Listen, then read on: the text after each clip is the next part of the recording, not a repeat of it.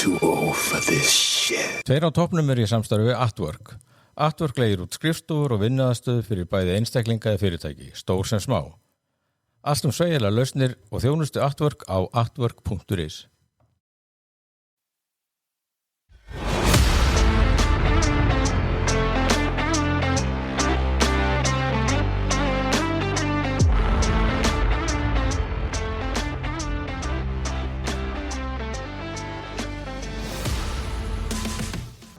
Ofsa reiður hlustendur, þetta hlaðvarpið Tveir á toppnum, þáttur númer 155, tæpri viku eftir áætlun, það var messufall í síðustu viku, kæruleysa ungmenniðan Oddur hérna að leika sér einhvers staðar í Evrópu, sambandinu, og ég var veikur eins og alltaf þegar Oddur hverfur frá, en búin að ná vopnum mínum og þetta tekið upp og verður hent út á eftir á miðvikudegi en ekki fimmtudegi. Það verða svona að verða truflanir í reglulegri dagskrá þangað til að Oddur snýr aftur, gerir ráð fyrir að það verður samt stuttbið. Næsti þáttur ætti að koma á mánudaginn 7. júlí, 2 dögum eftir þjóðhátíð Bandaríkjanna, og það alveg ekstra heavy special auka þáttur eiginlega vegna þess að 7. júlí fagnar Sylvester Stallone 80 ára afmæli og ekki minni maður en Valur Gunnarsson, sagnfræðingur og alls konar annað ætlar að fara yfir ferilinn með mér ef allt gengur upp. En hittamál þessa þáttar myndin sem að örla flesta eða marga. Hvað heitir hún? Citizen Vigilante. Já. Og ég fekk Kristinn Theodorsson til þess að rýna þess í þetta furðuverk. Hvað heitir hann? Uwe Boll. Uwe Boll. Já, Uwe Boll. Þetta náttúrulega margt örugglega hægt að segja með þessa mynd og svona hvernig hún einhvern veginn allt í einu poppar upp. Þetta einhvern veginn bara útbíjað í cancel-stimplum. Já, þetta svona bara bomba inn í umræðina og svona triggerandi. Já, og kannski ekki síst, sko, hún hefði mögulega farið fram hjá mér þessi mynd ef ég hefði ekki séð strax var komið á Facebook eitthvað. Við verðum að tryggja það að þessi mynd fá jafnmikla athygli og Sound of Freedom. Já, ok, interesting. Og svo náttúrulega Armie Hammer þarna upprisinn. Hættur að vera manna þetta.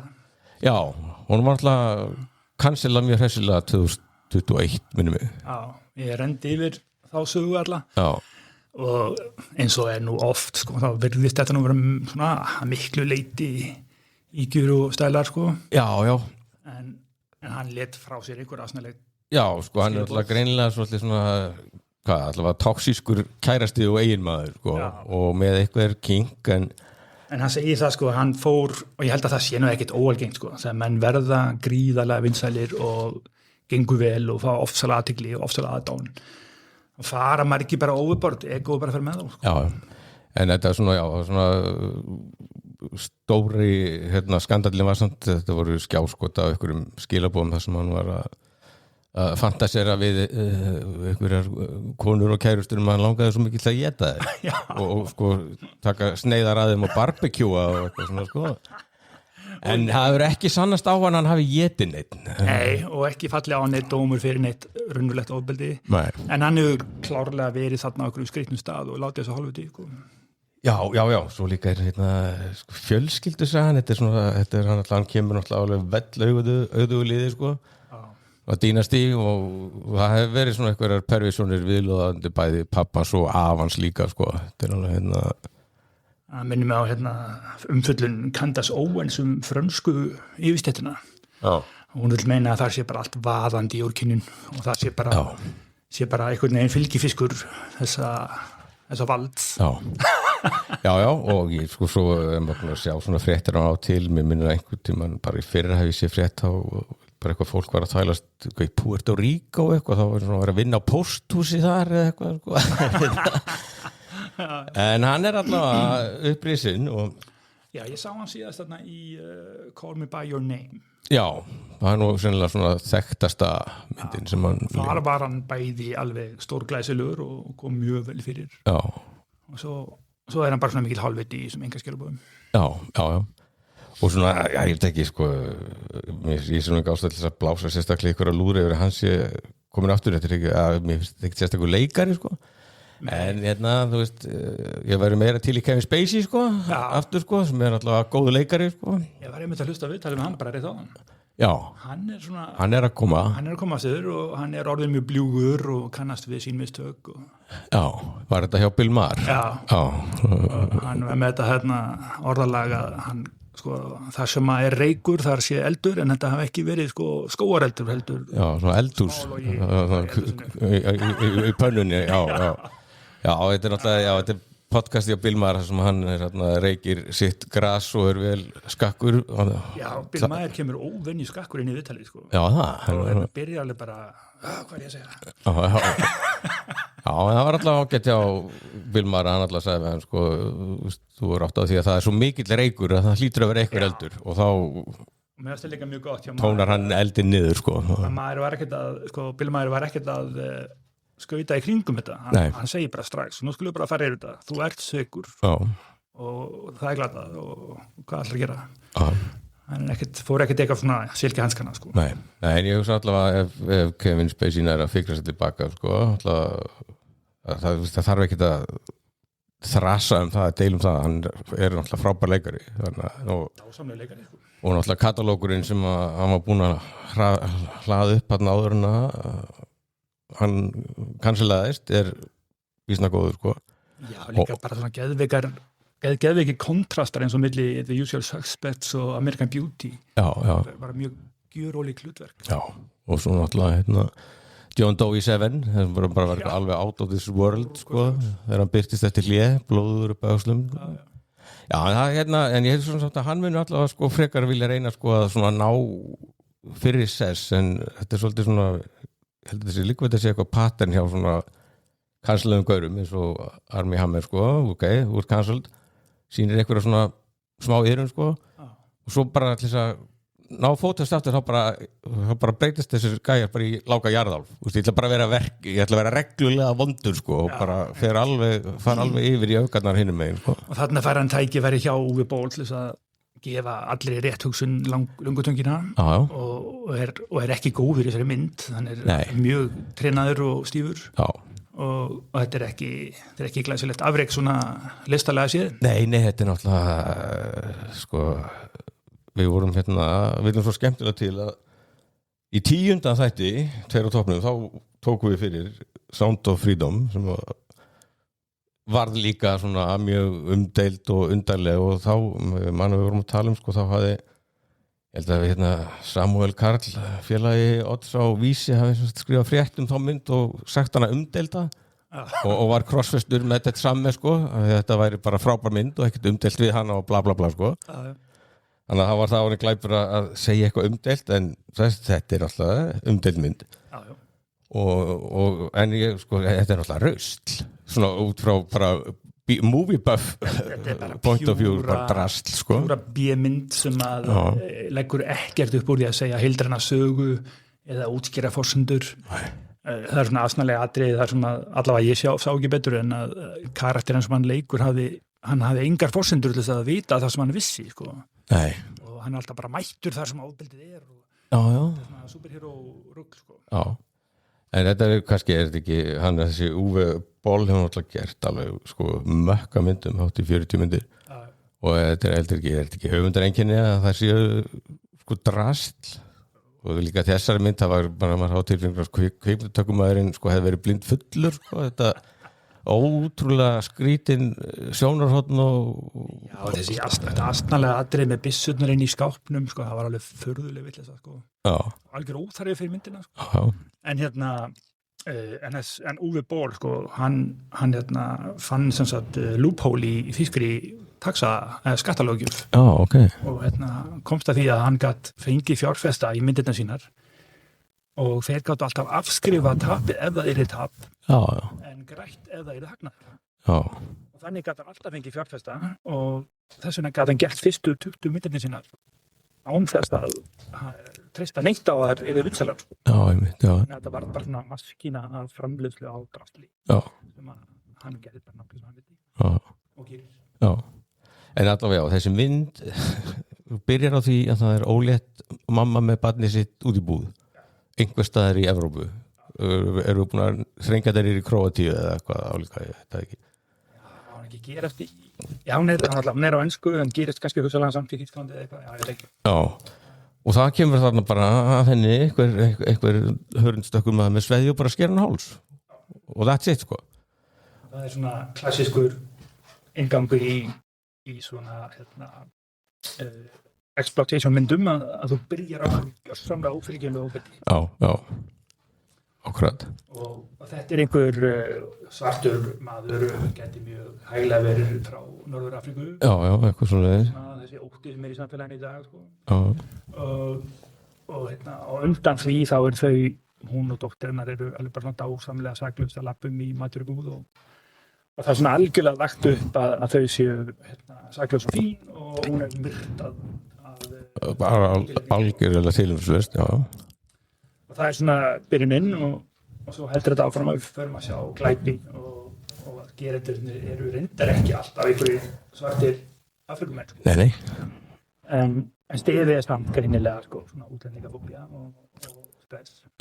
Já, og líka sko, eitt af því sem er svo hallarsett og lélt við sem þetta sko, svo það fara nú ekkert vill mála, þá var eitthvað svona, alltaf kemur svona skot af einhverjum sjónvarpsfréttum, það sem eitthvað svona fáránlega sjónvarsetta kona sko, og þetta er alveg hræðilegt og svona bara svona alveg matamann sko, svo léleg leikona, eða framsögnin er svo galin, hún er svo léleg að það var margir að giska að þetta væri bara eiga í Já, meinar alveg sláandi léleg sko. Já, því maður er nú eitthvað aðeins svona, komið nálægt fjölmiðlum og svona, ég held nú að sko, svona, fólk reynir yfirleitt sko að hafa svona hemil á tilfinningum sínum þú séð fólk sko lesa hræðilegar fréttir bara með straight face eins og lest fréttir sko. Það er ekki normið að vera með bara hárausti. Nei. En já, svo kemur hann, svo fer Armie Hammer, hann fer í strætó og það eru einhverjir unglingar sem eru ekki bara svartir, einn hvítur eða tveir og þeir eru ekki að borga í strætó og þeir eru bara að ógna bílstjórunum. Já, og bílstjórinn vill ekki fara af stað fyrir allir er búin að borga og þá er náttúrulega þetta hiski, tveir gaurar og ein stelpa eru náttúrulega þá að trufla okkur hinn, farþegana. Og Armie heldur ræðu bókstaflega það sko. Já. Þið eru með framkomi ykkar að koma veg fyrir það að hinn komist til vinnu. Já. Já, og svona mjög innblásin ræða sko. Svo greiðir Armie fyrir þau strætisvagnangjaldið. Já. Og vara þau við að þau geta ekki verið að þessari braut sko. Nei, og bara megi telja sig mjög heppin að þetta hafi ekki meiri eftirmál að þessu sinni. Og svo kemur bara svona sena sem er eins og lélegri svona háskólamynda sem er eitthvað svona búli. Og þá eru þau þrjú sem voru í strætisvagninum. Þau eru búin að leggja eða króa af eitthvað strák svona með bakpoka leiðin í skólan. Já. Og að níðast á honum að sjálfsögðu alveg bara svona yfirdrifið leiðinlega. Já. Og þá er Armie bara mættur. Já. Hann bara gengur yfir grasflötina og stígur inn í myndina sko. Já, það er svona stór hljómskólagarður eða lítill Central Park svona. Og við veitum ekkert hvernig hann vissi af þessu og gat stíið inn þetta augnablik sko. Nei, og líka sko ef við bara reynum að afgreiða þessa mynd kannski áður en við förum meira út í viðbröðin sem hún hefur vakið. Þetta er náttúrulega, að eitthvað leyti er þetta svona klassísk vigilante mynd og þetta er ekkert ný uppfinning. Nei. Charles Bronson gerir nú gott móti í Death Wish. Akkurat. Og það er náttúrulega samt byrjar þetta á sko persónuharmleik. Það eru ribbaldar sem að sko nauðga konuna svo dóttur hans og drepa minni mig frúna frekar dótturina og hann er demokratískur arkitekt og bara fínn maður sko. Já. En við svepla til að hann er líka Charles Bronson þannig að hann bara nær sér í stóra magnumbissu og Svo þurfa þeir alltaf að gera þetta verra og verra í Death Wish 2 og 3 eða eitthvað sko. Það þarf glæbrinn í upphæði myndirinn að vera ennþá verið sko. Já. En ég vil eitthvað sko svona alltaf byrjar á persónulegri tengingu og svona alltaf sko aðal gæinn alltaf Frank Castle, The Punisher. Ég fór í Punisher bólinn minn í tilefni viðfangsefnisins. Það náttúrulega mafjósar sem að myrða fjölskyldu hans og hann byrjar að drepa þá og svo bara heldur hann bara áfram. Út í óendanlega að drepa vont fólk sko. Akkurat. Og það svolítið, kjarnin náttúrulega, þetta er persónulegur harmur og hefnd og svo bara hefnd sem heldur bara áfram út í óendanlega. En þarna þessi Armie Hammer gaur, hann virðist nú ekkert eiga neina svona persónulega hagsmunni í neinu. Nei, hann er eitthvað svona hugsunamaður en svo er hann leið algjör ruddi og færa svona anti-hero yfirbræða því hann gerir bæði þessa réttlætis hluti og svo á saman tíma er hann sýndur vera bara verulega skýtsama reglarnar sko hvað hann sjálfan varðar. Já, og meira en það sko, þetta er náttúrulega bara sko bara hreint illmenni sko. Já, eins og með bílinn sko. Já, gula bílinn. Já.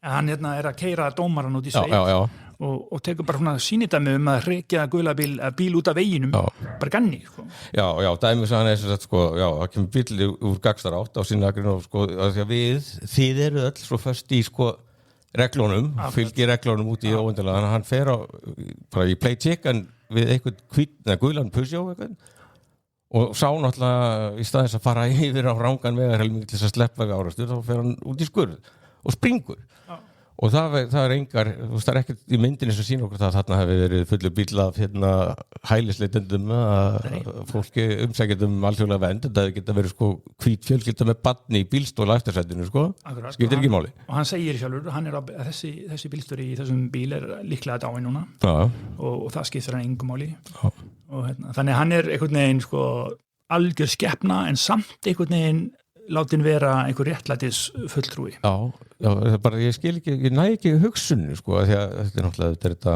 einhvers konar áróðasmynd, en sko hann væri samt ekki þá bara guldslegin sko allt rætt gutt í gæi sko, því að svo hann greinlega stundar sko að heimsækja vændiskonur. Og svo er hann slumlord sko, hann á byggingar hann út allt og fer upp í topp og vill ekki og bera fólk út alveg leið það getur ekki borga sko. Akkurat, þannig að það er allt í þessum dúr en ég held að sko pælingi með að hafa hann svona tvöfaldan í eðli sínu séviljandi sko það væri bara of mikið svona Disney að hann væri æðislega góður og frábær þannig að það er einhvern veginn verið að dansa einhverja línu með því að hafa hann svona ruddalegan en svo er náttúrulega stóri þátturinn í myndinni er þegar hann tekur fyrir fjölskyldu stráks sem að hafi tekið þátt í að hópnauka ungri stúlku og strákarnir höfðu allir fengið skilorðsbundinn dóm og sátt aldrei inni og það mál sem sagt hefur nokkur sem gerst og eitt svoleiðis mál er frægt í Þýskalandi og þetta byggir þessi mynd er svona svolítið fjallum það aldrei. Já, þetta tiltekið hópnaukunarmál er svona einhver kveikja eða svona einhver hann við getum sagt að þá getur líka sett á pósterinn sko, byggt á sannsölulegum atburðum. Já, líka við sko, einmitt og hann og svo líka, það er annar þáttur í myndinni að hann spyr alltaf fórnarlambið. Já, vill fá svona upplýst samþykki að hann megi fara og drepa gerandann. Finnst þér þú hafa upplifað réttlæti? Og ef að fórnarlambið segir nei, þá fer nú hefnir er svona The Punisher og en þarna þegar hann tekur fyrir múslimafjölskylduna þá verður þetta náttúrulega hápólitískt og þá segir hann bæði drepur hann því öll sömul líka mömmuna og dótturina og systurina og alla vitorðsmennina og svo heldur hann þessa ræðu þar sem hann segir að múslimannir sem sé að koma til Evrópu sé ekki þeir bestu í heimalandinu heldur þeir vestu og þeir komi með ömulega menningu og viðhorf til réttlætis og laga þar sem þeir láta trúarbröðin toppa það saman og það er svona ræðan sem hann heldur og það er náttúrulega eldfim ræða fyrir umræðuna í dag flóttamenn og alla Evrópu. Já, og er náttúrulega einhvern veginn, það er náttúrulega bara ég veit ekki þetta er náttúrulega svo klika en þetta er náttúrulega bara réttlætning á bara aftökum sennilega, sko. og líka þarna, það er svona úlingsdóttir þarna í þessari fjölskyldu sko og ferlega sætt stelpa og maður segja, ok, hann finnum alltaf að drepa mömmuna og dótturina, þá alltaf brestur stúlkan í einhver ræðum að þessar vestrænu stelpur ætti náttúrulega að vita að klæða sig sómasamlega sko. Og þá, já ok, þú ert döið og bara réttlæta það mætti nú aflífa úlingin. Þetta er alveg þess er vandlega gætt að þau séu öll búin að sverta sig með viðhorfum til glæpsins og þess vegna má Army drepa þau öll sem hann gerir sko og ég hlustaði á viðtal við Uwe Boll í dag. Já, hvað sagði Uwe Boll? Hann sagði meðal annars að Quentin Tarantino hafi sendt honum skilaboð og sagt að þessi frábær mynd. Já. Og mér verður þá að hugsa sko, það er tilfullt af fólki sem að elska bíómyndir sko. Já. Og bara þeim mun lélegri þeim mun betri. Já, en það sem betur verið eigum við alveg mjög mörg dæmi ógeðslega lélega myndir sem einhvern veginn verða samt ómótstæðilegar eða góðar á eitthvað leveli sko. Báskabrunn eða pöngið eða eitthvað í myndinni og þessi virkar alveg fyrir marga og við getum alveg setið hérna og sagt hún sé léleg sem hún er en fyrir marga þá er hún eitthvað og hún er náttúrulega búin að fá gríðilegt áhorf eftir að Elon Musk tweetaði henni í heilsinni og hann er náttúrulega búin að vera róttækt að rugla í Evrópu og sérstaklega Bretum. Já. Og þessi mynd náttúrulega bara dettur hérna inn eins og sprengja í þetta bensínbað sem að heimurinn er í dag sko, hvað þessa umræðu snertir. Já. Og Uwe sagði, hann myndi sjálfur á Clint Eastwood myndunar Dirty Harry.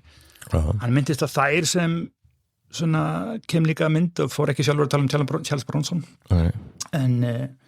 En það má svo sem til sanns við að færa að það hafa verið gerðar alls konar myndir og þáttaseríur þar sem að einhver hópur, til dæmis ítalskir mafjósar og oft einhverjir rússa gengi og Austur-Evrópu klíkur. Já.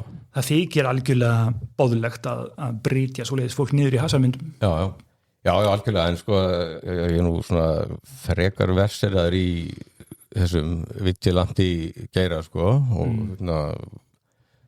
mjög hrifin af Punisher og svo náttúrulega, Dirty Harry, hann er samt Dirty Harry er náttúrulega alltaf sko fulltrúi yfirvaldsins, hann er lögga sko, sem beygir og sveigir reglur. Dirty Harry er jafngöfur mér sko, þetta er komið 71, þetta er 55 ára göfur mynd sko, þannig að þetta er ekkert ný. En sko, Charles Bronson í Death Wish og Frank Castle, Punisher og Dirty Harry, þeir eru samt allir, þeir hafa eitthvað sko kóta, þeir sko dreip ekki bara random alla sem að fara í töðunar á þeim. Alls ekki. Og náttúrulega, sem ég náttúrulega hrifnastur af við Dirty Harry, það sagði sko Harry hatar alla jaft, og það er alveg nákvæmlega sama, hvernig þú ert á litin eða hvað, bara, ef þú ert skömbak, þá bara, þetta er döður, sko.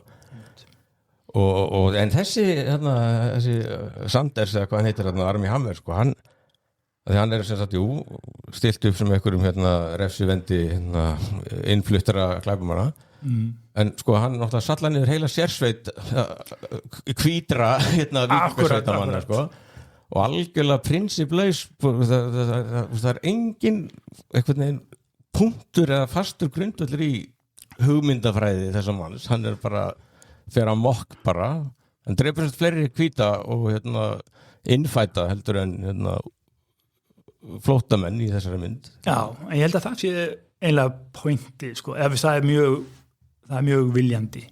Af því að ef hann hefði bara drepið brúna múslima, þá væri náttúrulega yfirgengilega auðvelt að segja að myndin sé beyond the pale rasísk. Já. En með því að þetta sé svona kraðak af morðum og skrýtnar ákvæðanir, þá er aðeins erfiðar að pegga myndina, sko. Já, kannski. Mér finnst þetta svona, þegar maður veit, ég bara fylgist með umræðinu bara á samfélagsmiðlum, sko, þetta er náttúrulega bara, það er veisla hjá vitleysingunum, sko, og það er alveg, maður þekkir sjálfur alveg bara persónulega, sko, menn sem maður getur ímyndað sér að sjá bara, já, herru, grænt ljós, bara dreigja fram haglaran minn og fyrir að taka til. Akkurat, og það var mitt fjallað um það atriði í viðtalinu við Uwe Boll að, hann er mitt þar náttúrulega verja þessa ákvörðun, sko, af því að þarna er hann runni að hálfpartinn svona inciting violence. Já. Og hann er algjörlega einhvern veginn að gefa grænt ljós á að einhver gerir þetta. Já. En hann vill samt meina að það sé ekki boðskapurinn, sko. Hann vill meina að boðskapurinn sé sá að fari yfirvöld í Evrópu ekki að bregðast betur, eða svona vinna betur með innflytjendamálin, að þá verði þetta einhver veruleiki, sko. Já, hann setur sig í spámannsstellingar. Já, hann að vara við framtíðinni, sko. Já. Og það allavega það sem hann segir, sko. Já, er náttúrulega svona, þegar maður náttúrulega búin að fara í gegnum bókmyndafræðina sína og viðtökufræði, sko, þá hefur náttúrulega höfundurinn aldrei neitt með það að segja hvernig verkin eru lesin og túlkuð. Akkurat, sko. Og auðvitað, og akkurat í þeim skilningi náttúrulega bara stór hættulegt að henda svona hlut út. Já. En það gerir hann og þetta vil að meina að sé tilgangurinn. Já, ég er sko til ég að fara sko eiginlega lengra í svona skeri átt með drápin á lögreglumönnunum til dæmis, sko, af því að þú veist, þið eru sko fulltrúar þessa ónýta kerfis og þar með réttræpu, sko. Já, einmitt. Og maður sér þetta bara svolítið á samfélagsmiðlum núna í kringum hérna ESB umræðina, að neyjabarnir eru alltaf rosalega mikið til í sko að hengja fólk og taka það á lífi fyrir landráð. Þið verið öll tekin á lífi fyrir landráð. Bara, ok. Já, það er náttúrulega... Þannig að þetta mentalitet er að verða alveg rosalega eitthvað útbreytt eða bara sjálfsagt. Það er svo sjálfsagt, sko, svo náttúrulega kannski segja flestir þetta, en er kannski ekki alveg tilbúin til að smíða sjálfur gálgan og og leiða fólk í snöruna, en samt, sko, þetta er orðið bara svona go to bara, já, þú er náttúrulega bara drepinn, sko. Já, og þetta er náttúrulega búið að vera í umræðinni núna í mörg ár, sko, að vinstri og hægri ásatnir saka stöðugt hína að vera að leiða á leiðinni til meira ábeldis. Já. Og í hægrinu þá er talað sko incentive structure hjá vinstrinu og þá þykir til dæmis morðið á Charlie Kirk vera dæmi hvernig vinstri aktivistar séu bara alveg tilbúnir að fara að drepa fólk. Já. Og svo halda íhaldsmenninni því fram að þeir gera það síður og séu meira að treysta á löggjöfuna og svo kemur þetta sem er svona viðbragð einhvern veginn og runni ekki gott fyrir hægrið ef að þannig er þessi áðalitið, sko. Nei. En sko svo já, þetta er alltaf, þessi myndir er alltaf furðuverk og þetta er alltaf áróður, sko, og svo sko ég held að þetta fer ekkert verið saman, sko, út frá bara svona bara fagurfræði og kvikmyndalegu sjónarmiði að sulla svona miklum áróðri í bíómynd, sko. Nei. Og sennilega hefur áróðus kvikmynd að gera aldrei náninu, sko, listrænu gildinu maður alltaf hjá Leni Riefenstahl, sko. Við þurfum að fara alveg aftur til bara Nazi Germany, sko. Það er svona að við getum bent á áróðusmyndir sem að hafa samt líka eitthvað, það er eitthvað kvikmyndagerð, það er eitthvað listrænt jafnvel við það, sko. Já, ég þekki hann ekki, sko, en ég man að ég las rússneskar áróðusmyndir þar sem að þeir gáturinn ekki sýnt neitt raunverulegt af því að þá er náttúrulega bara teknar að lífi. Já. Þannig að þeir þurftu svona að gefa í skín bara með myndatöku og lítavali og eitthvað svona hvað þeir var að reyna að segja. Og það er einmitt eins og segir, það er svona kannski fallegri listrænni nálgun við pólitískan áróður. Og þessi er bara absolutt ekki falleg og reynir ekkert að vera það. Nei, en svo, sko, hefurðu eitthvað skoðað þetta, sko, það er alltaf talað að hún hafi verið bönnuð og Elon Musk kemur. Bönnuð í Þýskalandi? Já, var hún svona bönnuð eða var þetta bara, settur á hún eitthvað svona stimpill þannig að hún kæmist ekki, þessu bara ógeðslega hryllismyndir, það er farin alltaf aldrei í öll bíó og eru svona. Já, ég er ekki með það að reyna, sko. Men mér skilst hann hafi verið allavega... Af þessu eru þjóðverðinir hafa alltaf verið svolítið svona banngjarnir, sko, og alltaf viðkvæmir fyrir sérstaklega alltaf öllu sem tengist nasismannum og... En hún allavega fekk ekki að fara í almenna dreifingu, en svo er það alltaf bara vonlaust í dag og... Alveg, einmitt, þetta er náttúrulega bara, þetta er svo innantómt, sko, að halda að þú bannir eitthvað, sko. Já. Og líka þetta er svona... Þetta er ekki því stressandeffekt? Já, algjörlega, þetta er skólabókardæmi stressandeffekt og sama var með Sound of Freedom sem að ég var alltaf bara eitthvað, þetta náttúrulega fer alltaf í eitthvað í lizardbreinið á okkur, þetta er bara óttinn, sko. Það var bara barnanýðingar hringur og alltaf einhver einn góður gæi sem að var að vinna í því máli, sko, og alltaf bara Ég bara svo sem getur alveg sagt sama þess að þetta bara lélega bíómyndir sko og það, veist, en bara með því að segja þetta þá ég orðin sko vók astni sko sem að ég tek mjög illa eftir að ég vændur að vera vók þó að ég einhvern veginn sé á þeirri skoðun að allt fólk eigi sko sama rétt á lágmarksmannréttindum sko algjörlega, klálega en þetta einmitt góða punktur sko, ég held að það rosalega auðvelt að vera mjög gagnrýnin og hatursfullur gagnvart myndinni ef að hún talar algjörlega gegn þínum gildum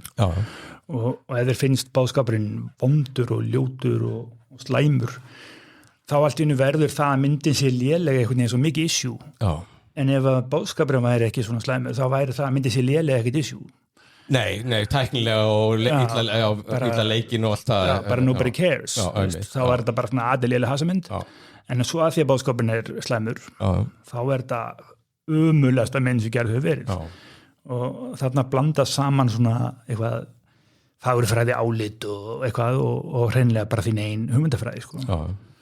og ég hef nú sjálfur leikið mér að dansa svolítið á línunni í þessum pælingum sko, því ég held að það sé alveg eitthvað til í því sem er verið að segja sko. Það eru þarna þessi grooming gangs og þessi rétthugsun og það sem að myndin svona fjallar er þessi ofbáslega tilraun yfirvalda og almennra fjölmiðla til þess að draga úr allir umræðu þetta ofbeldi, hvort sem það er mikið eða lítið og þessi blessuðu pakistansku groomingengi sem að samkvæmt Robert Lowe hafa niðurst á 250.000 einstaklingum það verður náttúrulega bitbeinið sko, og annarkvort og það er mjög erfitt að átta sig á því sko. Ég hef verið að googla þetta sjálfur bara, þetta hljómar alveg hrikalega þetta umfang nauðgana og ofbeldis gegn stelpum í Bretlandi og eitthvað keimlít hefur verið í gangi í Þýskalandi spurningin er sko, er þetta risavaxið vandamál eða er það raunverulega lítið mál í tölfræðilegu samhengi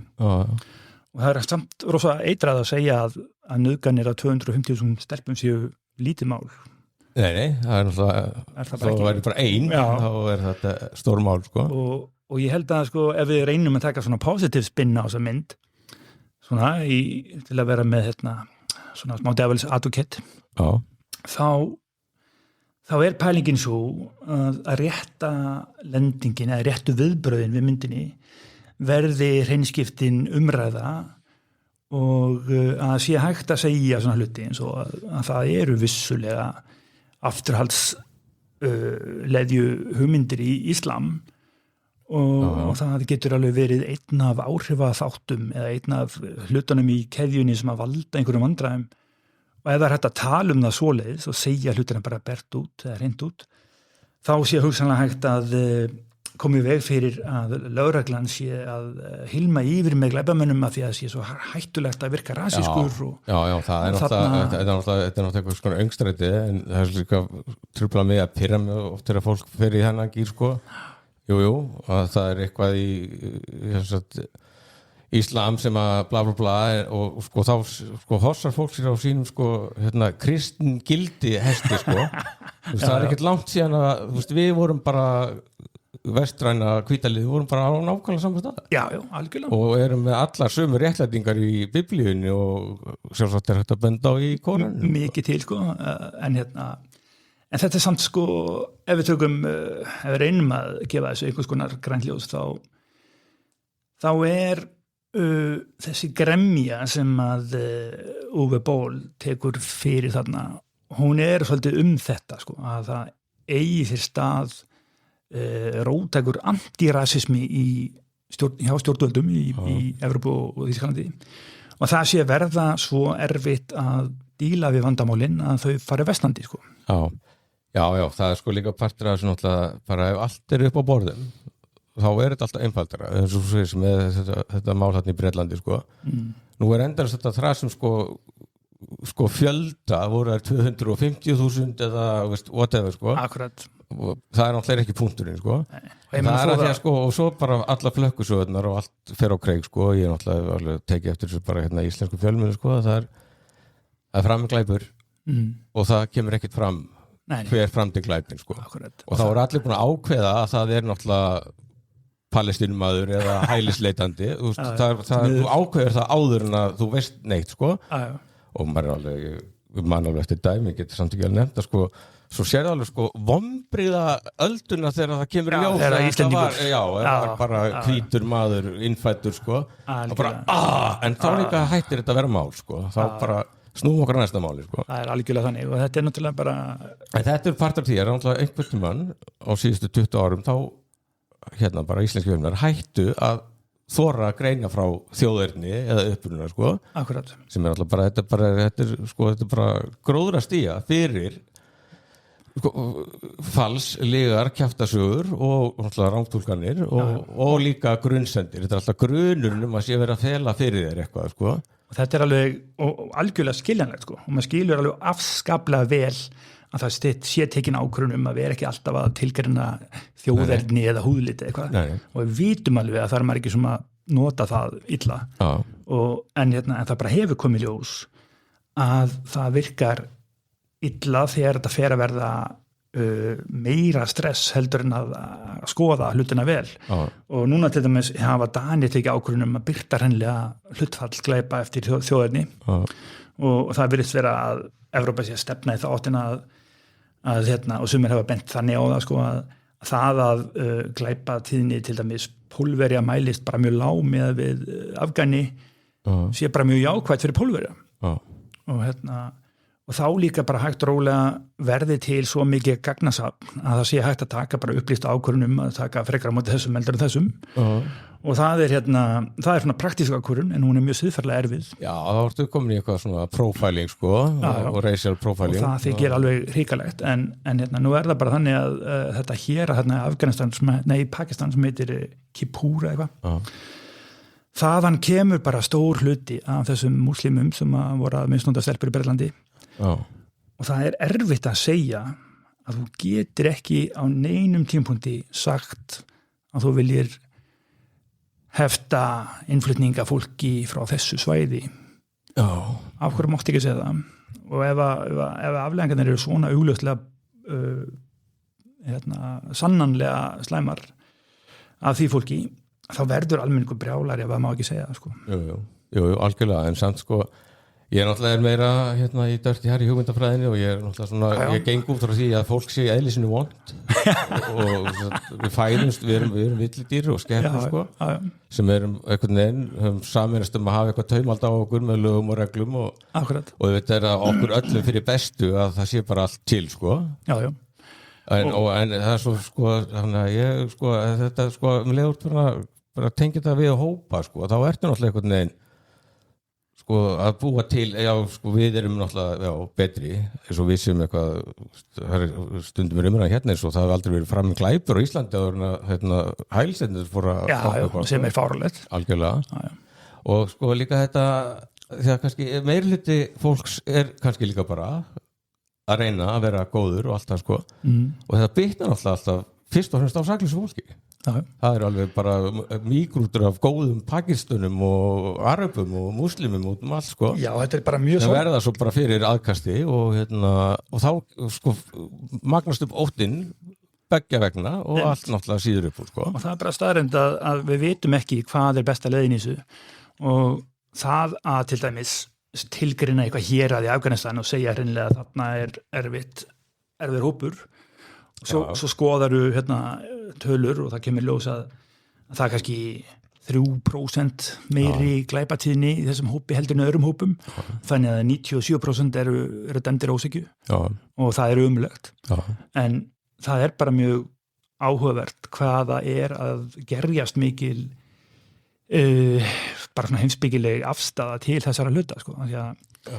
Ef það hreinlega reynist betra til lengri tíma að sætt okkur við að vera með svona profiling og ef það verður niðurstaðan þá verður það algjörlega sjálfsagt til 10-15 ár og þá horfum menn tilbaka og segja hvað voru að gera og hinbóinn getur það að fara illa og ég er aldrei svona viðkvæmu fyrir því að hugmyndir séu reddar sko, veist bara að maður allar hugmyndir fyrir. Nei, það er náttúrulega svo galið að það sé ekki hægt að tala um hlutina sko og líka náttúrulega deila og rökræða og vera ósammála á þess að við bara númer 2 sé, ég ætla að láta hengja þig já.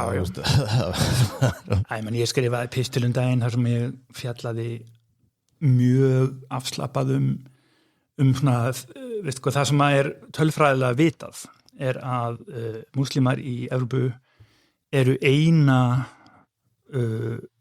trúarbrögðin þar sem fólk í felum fyrir ofbeldismönnum, svona eins og Salman Rushdie og svona lið. Já. Það bara vitað. Það ekki neitt í felum fyrir hindúm, eða gyðingum, eða kristnum. Þetta eru einu trúarbrögðin sem að beita sér þannig að það svona ógnarstjórn og hún svona óformleg og það bara þannig og þá fæ ég kommentin á samfélagsmiðlum að þetta séu sorgleg skrif og ég skil alveg pointi, veist bara, það þessi hugljúfa fallega hugmynd að þessa hluti ég aldrei að segja en ef þetta eru staðreyndir þá flækist það fyrir fjöldanum að það mikið að þær og þá verður gremja og þá verður jafnvel uppreisn og þarna náttúrulega UV-ból að hella bensín á akkurat þennan eld. Já, ég líka það sem eiginlega stærsta og versta meinið sem að hrjáir okkur sem samfélag og samfélag náttúrulega að það einmitt, kannski að því að það ekki alltaf bara tala hreint út, það ekki til einar staðreyndir lengur, það eiga bara allir sinn raunveruleika og sína staðreyndir og það stangast á við mína staðreyndir og þú bara að fá þetta bara harrið til og þetta til dæmis við tölfræðina ef einn maður segir að nauðgunartíðni hafi hækkað í þessu landi þá segir bara næstu maður að nei, glæpir hafa aldrei verið eins fáir og það allir bara með sína tölfræði og sína staðreyndir og þetta allt helvítið internetin að kenna og þetta bara ótrúlega áhugavert. Mér finnst þessir tímar sem við lifum á alveg stórkostlega áhugaverðir af því að þetta internetið, þetta upplýsingaóreiða og þetta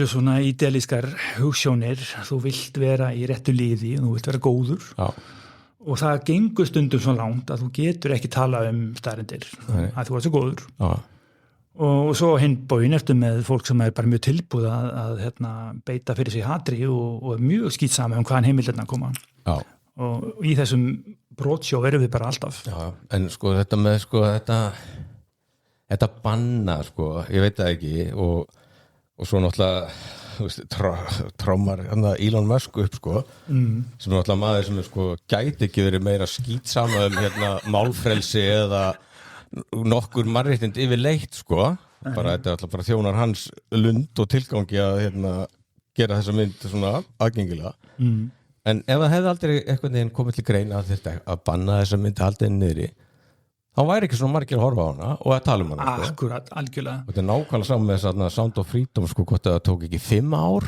að komin fyrir almenningssjónin og þá verður þetta bara eins og Messias sem bara komin og náttúrulega reiðaliðið bara halleluja, þetta frábær mynd, nei, þetta léleg mynd en þá bara búið góða fólkið innan gæsalappa búið að sjá til þess að þessar myndir fái sturlaða dreifingu og athygli með þessum bjánalegu bandtilburðum sem að geta aldrei haldið, þetta virkar ekki og bara ég alveg sammála því og þetta tónar saman við það sem ég var að tala áðan að það þessi bæði lögformlega og óformlega bannhyggja og náttúrulega eins og slöfunarmenningin og allt þetta þú einhvern veginn tekur eitthvað vandamál sem hugsanlega bara frekar lítið og gerir það brennipunkt í samfélagsins með því að banna umræð það og þetta þú tryggir umræð það og þá mjög skautaða umræðin alveg frá upphæði og svo náttúrulega mjög gaman að velta í fyrir sér stundum ef maður hlustar á bara Jazz After Dark eða eitthvað svona pólitískt hlaðvarp þá fólk bara að tala heiminn og efnahag og hluti endalaust og kemur varla upp einhver bókmálstæður eða rasismi eða neitt að þetta ekkit endilega þungamiðja heimsins ef þú lætur hann ekki vera en þarna einhvern veginn í bæði aktivista vægnum og í náttúrulega íhaldspunga vægnum það einhvern veginn æsa menn hina hliðina upp með bannhyggju og áróðri og dilgjum þangað til að þessi hlutir eru bara dóminenandi í allir umræðu og Bretland í dag er bara síður í þessar umræðu. Já, það er náttúrulega eitthvað, það er óbúslega vont og leiðilegt ástandið í Bretlandi. Og þarna eru Robert Lowe og hérna Restore og Nigel Farage og Reform. Þeir eru bara að hérna, sækja sína atkvæði 100% til fólk sem er þreytt á annars vegar breytingum á menningu og rétthugsun. Já. Og þarna held ég að væri vel hægt að komast hjá því að verði til öfl eins og Reform og Restore með því að dansa millivegin í þessu og ég er með svona kenningu núna sko, tilgáta mín er þessi sko, málfrelsi bæði óformlegt og formlegt er frábær mælikvarði á hvar við stöndum ef að hvorki hægri né vinstrið er að kveða því í kútinn og hérna, banna þeir að segja hluti þá erum við líklega bara í ágætis balans. Jú, en leiðatur orðið þannig að það er stór hættulegt félagslega að ræða eitthvað hlut, þá erum við komin langt vinstri og ef það er stór hættulegt lagalega séð að gaggrina var forsetan eða eitthvað, þá er þú komin í fasisma og hægri og þannig að ég einhvern veginn, að því að nú finnst mörgum að vera svona hallerlegt að vera að tala um málfrelsi, þá sé maður bara einhver dude bro. En ég held að það sé röngnálgun, ég held að svona málfrelsi og skoðanafrelsi og hreinskipt umræða sé mesta heilbrigðismerki sem að getur fundið í samfélagi. Já, þetta er bara, sko, allir hugtök eru líka einhvern veginn, bara uppi loft, það er ekki einu sem sko láma sátt sko hvað felst í þessum hugtökum. Nei, sko. algjörlega ekki, sko. Og bara ég hef nú rifist við fáveita, allt rætt fíbl, og ég hef bara alltaf talað þannig að ég tala um fáveita sem fáveita, sko. En þá er ég bara með því að, þetta er bara bull út fáveiti. Þetta er aðferð málfrelsi þessum manns. Af því að, þú veist, þá er ég einhvern veginn, þú veist, bara því að, þetta nú held ég meira ábyrjandi hægra megin, sko, bara ef þú ert ósammála eða svona kemur mótrök, þá ertu bara að vaða yfir málfrelsi mitt og skoðanafrelsi mitt. Nei, þetta var ekki skoðan, þetta er staðreyndafrelsi mitt, sko. Já. Og þetta er svo, þetta er svo gali og líka náttúrulega, sko, við náttúrulega, við okkar kynslóð held ég séum örgulega óumdeilt búin að lifa sko bestu tíma í sögumannkins frá upphafi, sko. Já, höfum það stórkostlega gott. Já, og samt það er svona, það er bara að hrikta í stóðanum á þessu, sko, því að við náttúrulega byggjum á þessum gildum okkar sem er okkar. En þú veist, samt sko, málfrelsinu er alltaf sett að skorður, það er það sem að fólk verðist ekki skilja, þetta dettur í sko málfrelsi skýrin, sko, til svona höfum meiðir löggjöfuna, sko. En það á líka að vera nóg, sko. Þú veist, þú bara ferð þá í mál við þann sem að misbeitir málfrelsi sínu, sko. Það þarf ekki að fara, sko, að múlbinda hálfan heiminn, sko. Nei. En þá er það líka, sko, náttúrulega aðferða málfrelsi, sko. Ef ég kallaði á prenti eitthvað sem að stenst ekki, sko. Já, sko, þetta kölluðu feministarnir þöggun í gamla daga. Fyrir svona 20 árum ef að feministi skrifaði í blöðin og fekk ruddalega svör, þá var það þöggun og það var svona tegund af aðföra málfrelsi í þeirra huga. Já, fæla fólk náttúrulega frá því að tjá. Það myndi kannski ekki kalla raunverulega skorta málfrelsi, sko. Það er alltaf leið að fá ansvör og það er alltaf leið að vera kallar halvviti, sko. En það sem að er aðföra málfrelsinu, það er þessi stöðuga útfærsla eða útvíkun á hvað sé hatursorðræða. Já, það er einmitt eitt hugtæki sem er mjög á flotti, sko. Og nú er það til dæmis þannig að, svo er nefninu bara lélegt dæmi á að fara út í details, að það var einhver manneskja sem að tala um það í einhverjum fagmannahópi að það þyrfti nú ekki endilega að vera einhver hinsegin áhersla á einhverju þingi í 10. sinni röð, sko, orðin eitthvað pínu þreytt á því. Þá þótti ástæðlega að aðtöga hvort að viðkomandi væri komin í að brjóta reglur samfélags eða félagsins, sko, að þetta væri bara brot á lögum og að þetta væri hatursorðræða. En það getur ekki verið hatursorðræða að segja á sérst árum pínu þreyttur á einhverjum málstað. Og þú geti að vel matrætt þetta eitthvað öðru sér, sagt til dæmis að mér finnst bara mikið vera að við tölum um loftslagsmál heldur en hinsegin mál í ár. Kannski tölum við um hinsegin mál í fyrra og tölum um loftslagsmál núna. Ef einhver segir þá nei, ef þú ert orðinn þreyttur á hinsegin málum, þá ertu bara, það er hatursorðræða. og hérna, þegar stemningin þessi þá finnst mér mun umdeilanlegra hvort það ríki málfrelsi heldur en þegar þú farið ykkur ansvör í blöðunum sko. Jú. En heyrðu, ég tók með mér tölfræði. Já. Held ég mjög áhugaverð og það er einhver kenning þarna, þess að Sound of Freedom hún er með 57% hérna á Rotten Tomatoes hjá gagnrýnendum. Melania meint heimildamyndin forsetafrú Bandaríkjanna hún er með 10% á Rotten Tomatoes hjá gagnrýnendum. Citizen Vigilante er ekki mæld hjá gagnrýnendum á Rotten Tomatoes ekki ennþá alltaf. Hins vegar þegar þú ferð í áhorfendatölunar á Rotten Tomatoes þá er Sound of Freedom 99%, Melania er 99% og Citizen Vigilante er 94% sko. Wow. Og þetta er náttúrulega þessar myndir eru allar þrjár óumdeilt drasl sko. Bara kvikmyndir. En þá sérðu sko, þetta er sko blinda trúin eða bara, þetta er mitt stöf. Þetta er að tala til sálar minnar og innstu hugafylsna og þetta eru geggjaðar myndir. Já, og það er þarna náttúrulega oft, ég man ekki hvað ég kalla svona pælón, sko, þetta gerir sér báðar áttir, sko, ef myndin er umdeild þá er hún bara að fara 0 stjörnur allstaðar, en þá fara heinan kjósa mút til að vera svona tókstelda, en ég held hún siti í 6,7 á IMDb, en þetta er bara, þetta er léleg hasamynd í eðlum heimi og ef hann væri ekki þessi efni, þá væri hann með svona 5,4 á Rotten. Já, svo er náttúrulega tínt til, sko, hún sé ekki líka svo eitthvað ábeldisfull eða eitthvað. Ég keypti mér ekkert upp við ábeldiðinni, sko, þetta er ekkert sem maður er ekki alltaf að sjá, sko, en ég get alveg ímynd vera að þetta hafi höfðað til Quentins fyrir að Tarantino, sko. Já, það er svolítið áhugaverð, sko. Hann rúsaði þessu bara í hástert, allavega segir við það. Og það var spurning hvað vaki fyrir Tarantino, hvort að hann sé bara ekki áhuga maður þetta málefni og þið getur bara ekkert spennandi eða? Það getur verið svona hitt, hann alltaf er púkinn í honum sko, hann alltaf hefur rókfærslega ríka þörf og tilningu fyrir að vera á skjön og stuða sko og þessi mynd stuðar, þá, heyrðu, það er stuð í þessu það er bara og Uwe kom líka með þetta point sko og þá maður deilum hvort að það sé djúpt eða ekki, en hann segir sko, ef að myndin er ekki óþægileg, ef hann vekur ekki hörðubröð þá ertu bara ekki að segja neitt sko.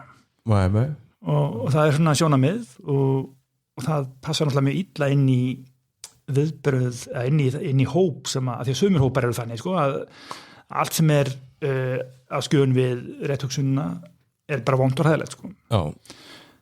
Sá hópur kann ekki að meta ögrandi kvikmyndagerð jafnvel og það er náttúrulega fullt af merkilegum bókum sem hafa verið bannaðir eða talaði niður sem eru samt með merkilegan boðskap sko. En þannig er ekki að segja þessi mynd sem er merkilegan boðskap en hún tala greinilega inn í aðstæður og það er eitthvað og það er mjög margir tilbúin í það en það er svona sko Citizen Vigilante ekki muna hvað hún heitir sem mynd sko ég hugsa hún hefur mögulega farið fram hjá mér þessi mynd hún er ekki á mínum radar það er tvennt náttúrulega sem að fyrsta lagi náttúrulega sá ég eitthvað á Facebook lýsa því verið að bara við verðum að tryggja þessari mynd sömu athygli, útbreiðslu og Sound of Freedom ok, og svo náttúrulega að því ég er náttúrulega mjög áhugasamur hérna skugga hlýðar mannsálarinnar og cancelu fyrirbæri þá þótt mér merkilegt að Armie Hammer væri sem sagt upprisin og þykir náttúrulega mjög áhugavert og bara efni í góða sálgreiningu að hann skuli velja sér þetta plattform til endurkomu sko. Þetta segir manni ýmislegt þennan mann sko. Hann líka er náttúrulega það hlýtur að vera freistandi fyrir hann að taka eitthvað svona harkalegt spark í síðuna á cancelkúltúrnum hafandi orðið fyrir honum sko. Hann er í hendarhug sko. og það, maður deilum hversu málefnið það er sko. Svo er þetta held ég líka sko, þessi þetta er svona, það er að vera til þetta er svona bara fullkomið business model bara fyrir framleiðslu á alls konar efni sem hvort það eru hlaðvörp eða kvikmyndir alltaf að vera þarna einhvern veginn á þessari línu sko og þú þarft ekki eins og það þarft ekki á einhverja fjármögnun þá bara koma einhverjir ílónar bara sko, veist, sem að ánáttúrulega svo mikið af peningum að hann hefur ekkert betra við að gera en að dæla þessi einhverja sko þriðja flokks kvikmyndagerðarmenn sem vera að æla einhverju drull út sko. Já, þetta er líka bara náttúrulega ótrúlega mikið vald sem er verið að gefa Elon Musk sko, af því að kostar hann, ég meina þó hann, ég veit ekki til þess að hann hafi fjármagnað þessa mynd. Nei, hann bara með þessu sko. En hann hefði ekki það hæglega gert það. Já, en ég er meina á því sko, hann kom klárlega ekkert að fjármagna þessum myndar, en hann geti eins og núna það er best að taka einn kreditdálk í bókaldinu og setja x marga skriljar það í að framlega svona ég myndi skjóta allir gaman að ég er svona 90% líkur að hann fjármagni sinni við til landi 2 já, það gerir Elon Musk og það er bara mjög áhugavert og þetta er einmitt sko, það er bara frekar vel þekkt held ég að það er mjög auðvelt fyrir milljarðamæringa að henda peningum bak við tjöldin í svona róttæka hægri mennsku og það sjáum við alls það í samfélaginu líka í okkur og það er merkilegt tókstreita sko, að því að svo er vinstrið náttúrulega að gera sömu hluti oft með minna svona bakland af milljónamenningum sko. Já, það er, jú, algjörlega fyrir utan náttúrulega George Soros Jú, gott, ég held að því ég hef nú unnið á mainstream medíu í 30 ár, ég sé bara búin að vera á launaskrá hjá Soros allan þennan tíma ég bara hef samt ekki orðið var við það en mér er sagt hermt er að ég hafi verið leiguð því Sorosar Mér finnst það alltaf svo fyndið sko, að sko, George Soros er bókstaflega að borga fyrir mjög mikið af áróðri og hann greiðir fólki fyrir að mæta í mótmæli og bara ítur undir alls konar hluti og sonur hans hefur tekið við verkefninu og það er fullt af upplýstum málum sem að þeir virkilega koma við sögu og vinstri menn hlægi alltaf að þessu samsæriskenning sko. En það er svona gott dæmi hlut sem einhvern veginn fer ekki vel fram í umræðu sko. Ef þú ert vinstri maður þá getur það bara alveg viðurkennt að George Soros er virkur fjármagnsaðili og ef þú ert hægri maður þá getur það alveg viðurkennt að Elon Musk er að beita sér Já, það er ekkert vandamál. Bæði náttúrulega sko, skarast það ekki alveg á kannski við hugsjóna kjarnan í hægri sálinni sko. Þeir skammast sín ekkert fyrir að græða á daginn og grilla á kvöldin sko. Það er bara yfirlýst markmið, bara heimspeki. Og Musk er heldur ekkert að fara neitt í grágötu með það sem hann er að gera sko. Hann auglýsir það náttúrulega frekar en heitt sko. Já, hann trúir því að ef við reynum að mála hans mynd einhverjum semi-probable litum þá trúur hann því að múslimarnir sé að ná yfir tökum í Bretlandi og þeir verði orðnir eitthvað 30% af kjósundum eftir 50 ár og að landi muni gjörbreytast og það sé ekki vilja allra og að sumulit er það bara rétt og svo er hægt að hafa alls konar viðhorf til þess sko.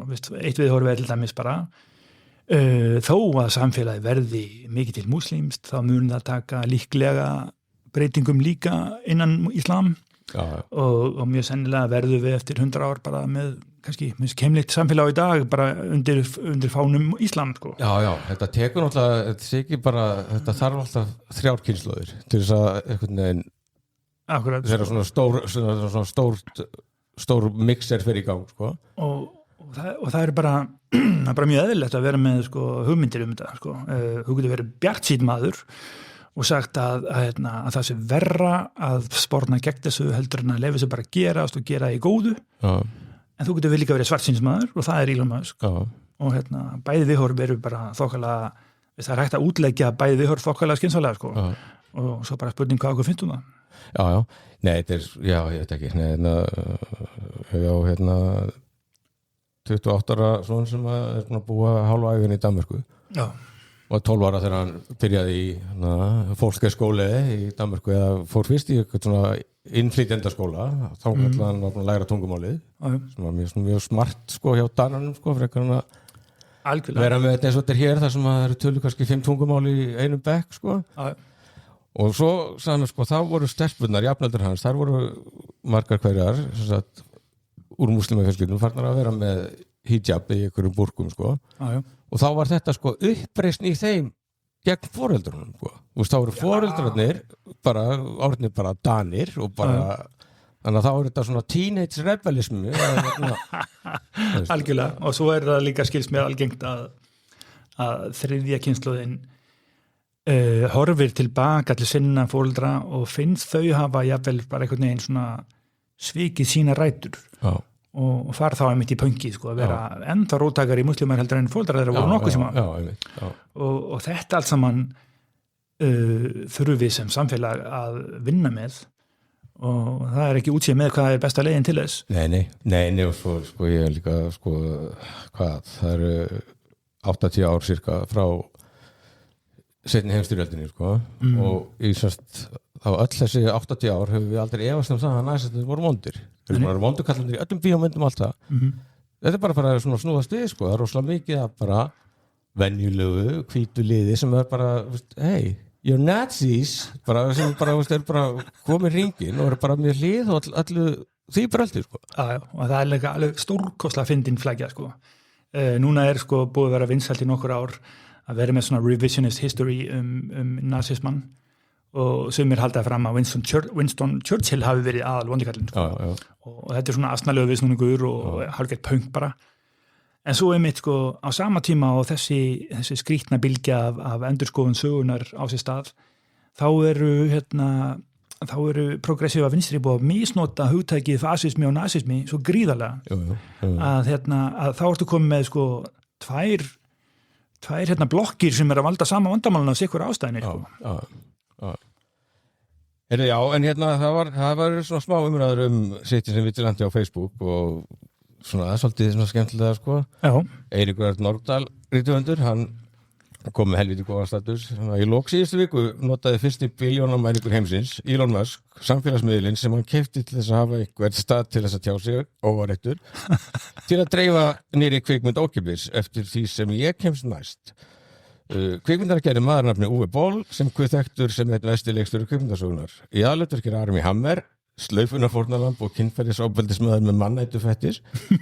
Hann leikur kaupsýslumann sem tekur sér til og byrjar að salla niður innflytjendur í glæpamannastjætt. Kvikmyndir átt að heita Dark Knight en Batman-stúdíói leiði það ekki. Svo hún heitir Citizen Vigilante, væntanlega vísun í Kane. Ég legg ekki meira á okkur. Þetta er góð byrstill. Já, en ég sé þetta að hann var í alvörinu bara ætlaði að láta þetta heita Dark Knight eins og það væri bara allt í lagi sko. Alveg ruglað og pínu smeglust. Já, en þetta er þessi Armie Hammer-karakter er náttúrulega svolítið svona keimlíkur Bruce Wayne / Batman, hann á nóga peningum sko, vellauður og fjármagnar þessa vigilantísku sína. Algjörlega keimlíkur karakter, hann er bara Batman, er reyna að vera það og er svartklæddur og í rúlukrabból. Nema náttúrulega Batman eins og Dirty Harry og The Punisher hafa svona eitthvað siðferðislegan Akkurat, það munurinn sko. Og þá kemur blandar Gunnar Smári Egilsson sér í þetta hjá Eiríki í athugasemd. Ég hef séð einhverja hér á Facebook óska eftir því að ég verið gert á sýningum frá HM og Ríkissjónvarpinu og þessi mynd sýnd til að mennta alþýðu manna. Þetta ekki þeirra skoðun. Og þetta er svona Smári sér svolítið að hitta samt þarna á sko kjarnan hjá þeim sem er að fíla þessa mynd. Þá er þetta bara mikilvægt sko kennslugagn og leiðbeiningar rit hvernig við ætlum að takla heiminn eins og hann blasir við. Og það er bara, þetta er náttúrulega bara mjög slæmt. Ruttaleg, pæling, asnaleg útfærsla. En áróðurinn er skýr og þetta er klikkað sko. Og það skýr að annarkvort náttúrulega bara er hún tekið bara fagnandi eða fólk náttúrulega fer á taugum sko, bara gubbar sko. Þetta eru stórkostlegir tímar. Gæðastandardin á sér ruslmynd, hann fyrir mér yfirskiði heila áróðurinn sko. Ég var meira bara gapandur bara yfir hvað tjöfull er þetta ógeðslega illa gert og hugsað útvært sko.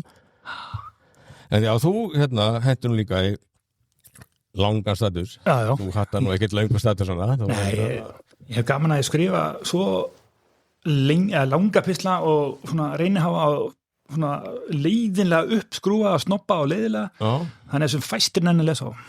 Já, ok, það sjónarmið.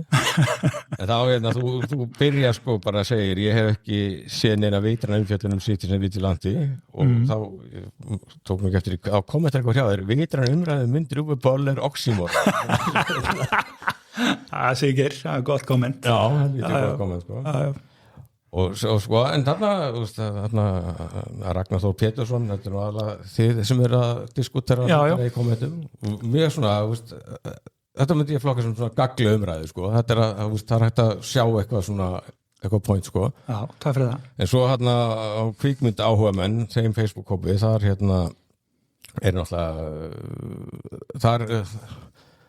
þar koma þeir saman, fábjánarnir, alveg bara get ekki á sig heifum tekið hvað þetta sniðum mynd og góð sko. Þar er Gísli Einarsson, er þarna einhver hrópandi eðmerkin að reyna að venda á einhverja svona mótrögg sko, og alltaf bara púaði niður sem með málefnilega og ég tala sem fábjáni og vítisíkur en ég sko ég þessi mynd mun nú ekkert sko lifa mjög lengi á sko kvikmyndalegum forsendum sko. En hún er alveg vissulega þess virði að ræða og það er alltaf eitthvað birtingamynd sko bara þeirra hversu öll umræða er orðin geggjuð sko. Það er bara, já, við kemst til ekkert hjá því að ræða þetta því að það er runni bara svona rauður lampi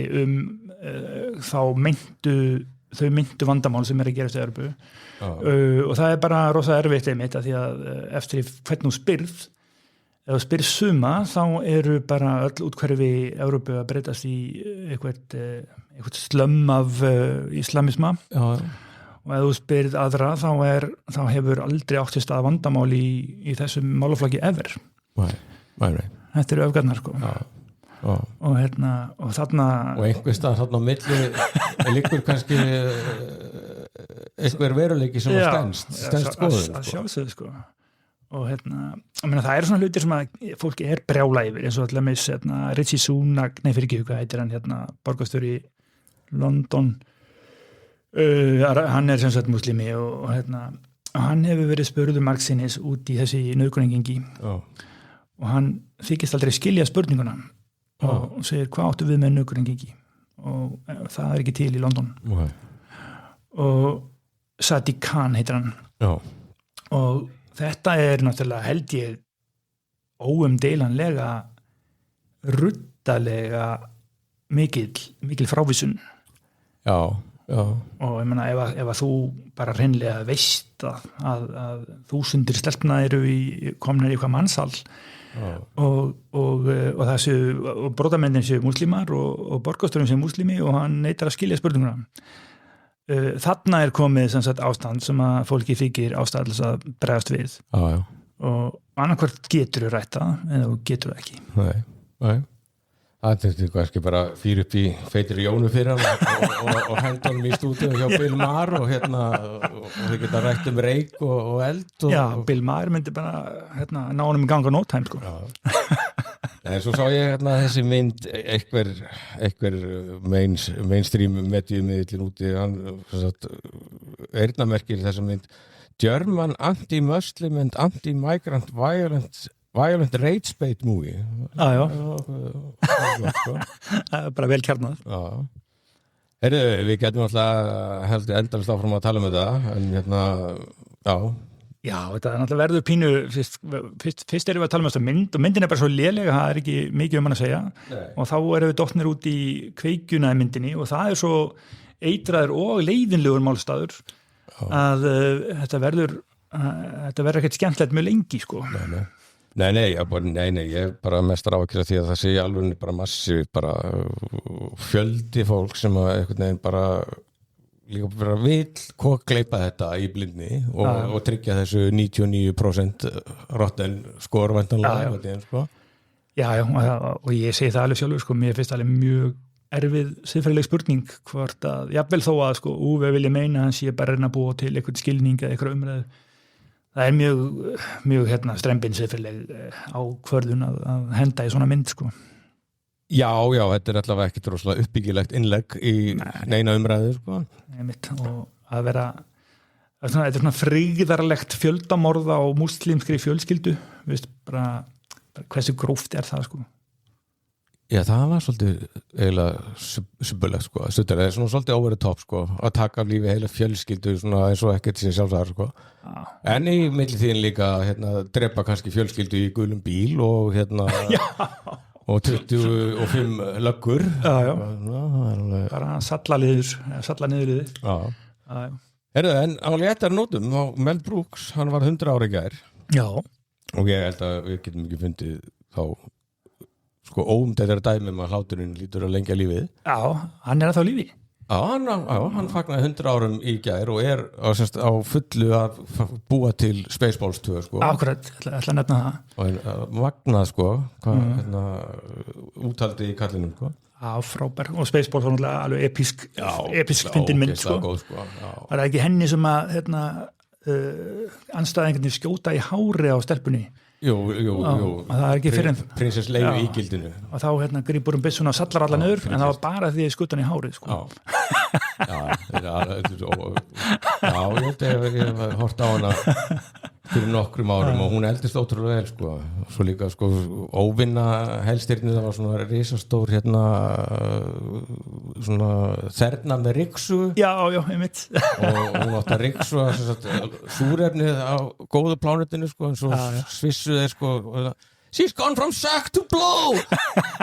og hann náttúrulega var alltaf umdeldur, hann var með svona, þetta var grotta húmor, það var ekkert í dag, sko, en sumt að þessu líka bara svo dásamlega innfeldnislega fyndi, sko, eins og Combing the Desert. Já, þetta er bara eila húmor. Algjör eila húmor, en bara svo fallega einlægt útfærður. Já, ég held að væri nú öllum hollar að kíkja á 1-2 Mel Brooks myndir, svo sem frekar en... Já, frekar en Citizen Vigilante, já, klálega. Blazing Saddles, til dæmis, sko. Eins og þú sagðir áðan, sko, ég hefði aldrei hort á þessa mynd nema því að hún var komin að milli þannig fólki, sko. Já, þá verður maður að sjá þessu, sko. Já. En já, mitt Blazing Saddles sá ég endur aldrei. Nei, hún er góðu vestri. Já. Það er aðalgæinn svartur, sko. Já, sem var náttúrulega skýrt 1973 eitthvað, ég man ekki nákvæmlega. Þetta eru frábæra gamanmyndir og ég hefði alltaf mjög gaman að Spaceballs og vonandi verður Spaceballs 2 bara jafn svona einlægt flippa villus. Já, ef hann púlar það og ég vona líka að hún mendist aldur til þess að klára lokaklippið og mæta heimsýninguna. En það er þá, ef það tekst, þá er það eitt stórt fokkjú í aldursfordóma, sko. Þetta er flottur kall, sko. Svo sonur hans Max Brooks, hann er svona zombie-sérfræðingur, ég held að hann hafi skrifað við veit ekki, World War Z. Já. Sko. Flottur gaur, svo var hann giftur Anne Bancroft sem er nú alltaf lengur dáin. Frábær leikona og Mel Brooks líka, hann gerir nú gott næsista grín í To Be or Not To Be. Það er nú ógeðslega fyndin mynd, sko. Hvernig var hún aftur? To Be or Not To Be? Já, það var ekki verið það var ég man ekki þráin, hún var ógeðslega fyndin. Og það er producers líka sem er einmitt, sko, það er svona leikhúsmókull sem er að setja upp leiksýningu sem að hann ætlar að láta floppa til þess að græða, fá einhvern veginn, sko, pening út á floppið, sko. Var í stórkostar laga þetta er söngleikur nasista, Springtime for Hitler and Germany, þannig að Mel Brooks, algjör mestari. Snilligur. Herru, við erum búin að tala í klukkutíma og 14 mínútur án odds, þetta er bara með lengri þáttum síðustu vikna. Já, það er daprætt fyrir mig að hafa ekki hitt odd, en gaman að vera hérna með þér. Það vera aðrir sérsar til þess að hitta drengin, sko. Ef hann skilja sér úr ESG-sollinum, sko. Hann er á Ítalíu, alltaf ekki bara grillaður í einhverju hittabilgju. Var hann ekki síðast fastur út á bát út í Ballarhafi? Nei, hann var fastur í Hvalfirði að bíða eftir hvalbátnum, sko. Já, með mótmælandurum, já. Óttur var mættur með hljóðnumann og ætlaði að taka viðtal. Þetta eru líflegar aðgerð í honum. Já, verður líka gaman að segja frá því, svo ég rifið það aftur upp að sem sagt 31. ágúst, spooky dagsending. Nei, það er 29. ágúst sem er 31. ágúst 2023, þá vorum við sem með þátt nummer 10 sem var Sound of Freedom þátturinn og þá, sko, sá þáttur byrjar á löngum umræðum hvalveiðar. Þú veist, við erum alltaf bara lífið eitt hringur, sko. Þegar þá voru, sko, Leo DiCaprio og fullt, það voru bara listi af Hollywood-stjörnum sem voru að fordæma Ísland og Íslendinga fyrir hvalveiðarnar, sko. Svo það ekki neitt í dag, sko. Nei.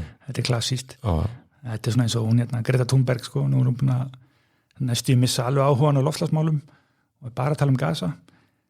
Þetta einhvern veginn bara svona áhuga sviðið bara færist. Já, líka kannski bara best að vera alltaf með eitt topic í einu, sko. Já. Kannski. Og gleymum bara kvölunum. Já. Já, það var líka ein helviti góð reitspeita þarna í gær þegar var að hvalur eitthvað nýju sem kom að landi með... Já, og spila þjóðsöngurinn. Já, taka þessi til hvalfangarnir og spila þjóðsönginu og flagga titlingum og hvalnum, sko. Jesus. En þetta er svona... Spurningum, sko, að lesa salinn og kannski lesa rétt, sko. En eins og segir, sko, reitspeit, sko, veist, ég bara, ef ég hefði heyrt að þessu bara í endursögn einhvers vina minns, hefði ekki pælt neitt í þessu, en svo sé ég fólk vera fárast yfir þessu á samfélagsmiðlum, sko. Já, meira fárast, náttúrulega bara trillast, sko. Þú veist, það þarf ekki að hafa mörg orðum hvað þetta er ósmekklegt og kjánulegt og náttúrulega, fyrsta lagi náttúrulega bara, sko, styður málstað þeirra sem að vilja stöppa hvalveiðar, sko. Þú veist að því að einn á uppáhaldsróunum Íslands, náttúrulega, Paul Watson er lómandi einhvers staðar í kringum landið og var svona held ég að ná því að þjappa þjóðinni saman að við verum að drepa fleiri hvali eða eitthvað, sko. Það er svo fyndið með Paul Watson, hvernig hann einhvern veginn er eins og einhver svona teiknimyndafígúra sem að bara kemur alltaf Íslands. Já, ótrúlega fyndin. Ég hef tekið símann þetta lögn. Ég man ekki eftir, ég þarf að finna það. En ég minnist þess ekki hann að það er neitt, sko, slæmur í viðræðu, sko. Nei. Það er líka svo langt síðan, sko. Þú veist, ég var krakki þegar ég sökti þessum hvalbátum, sko. Og hann er ennþá, sko, artsvillan í sögu þjóðar, sko. Hann er einhver náðandi hetja. En ég meina, hvalveiðar, það er einhver kvóti, 115 hrefnur eða eitthvað. Já, ég veit ekki. Hefur hann eitthvað fyrir sér því að það sé algjörlega hræðilegt?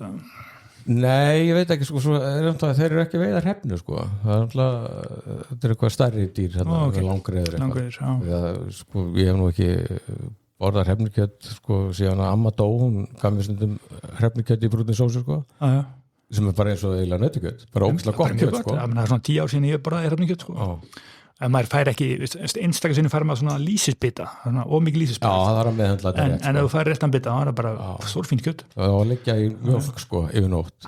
Ok. Og þetta losnar við lýsi, sko. En ég meina, sko, hans prinsip hlýtur þá bara, veist, þetta snýst þá ekki að dýri sé útrýmingahættu, það var bara áeinfallega ekki að veiða það því að þetta sé fallega dýr, eitthvað fleis. Jú, kannski, eða kannski hjá honum er þetta kannski bara business, sko. Það er möguleiki, sko.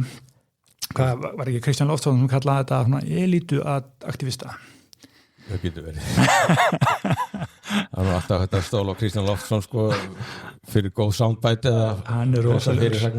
Hann minnir á hvað heita þættinir fjölskylduna sem á fjölmiðlaveldið. Já, Succession. Já, hann minnir svona fjölskyldufærin í Succession, sko. Brutal business-góður, sko. Já. Herri, við erum komin út í hvalveiðar og lýsisbræðar hrefnu. Oddur væri búin að stoppa þetta. Þetta er búin að fara víðan völd. Já, eins og alltaf. Herri, bara Kristín, takk kærlega fyrir að koma. Já, takk fyrir mig. Og bara, takk fyrir að nenna að ræða þessa mynd og þóra að ræða hana á Facebook. Já, mín var á nú verði ég verið cancelled eftir þetta spjall, sko. Ég held að samt eða stæði til að cancella þá var það nú búið. Já. Það er sérlega þegar þú skrifa alltaf svo langa statusa. Ég reyna að hafa svo langa, það er ekki hægt að deila þegar að lesa á enginn. Já, og gleymist þá líka, í miður lesning og gleymist það að hafa átt að cancella það. Nákvæmlega. Takk fyrir það.